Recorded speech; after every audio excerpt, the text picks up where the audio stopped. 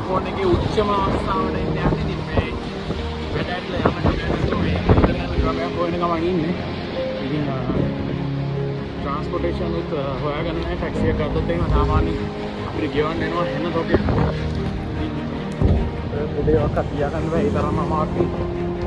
තරම්ම මාස්ටර් තියෙන්නේ. ඉතින් කොහොමද පරිස්සමට ගෙදර යන තමයි try එක දෙන්නේ. මේක තමයි සාමාන්‍යයෙන් කාලයකට පස්සේ ආපු දරුණුම තුනාටෝ කියලා කියන්නේ. ඉතින් මොකද කරන්නේ කියලා හිතා ගන්න බෑ. ඒකවත් යන්න ඕනේ.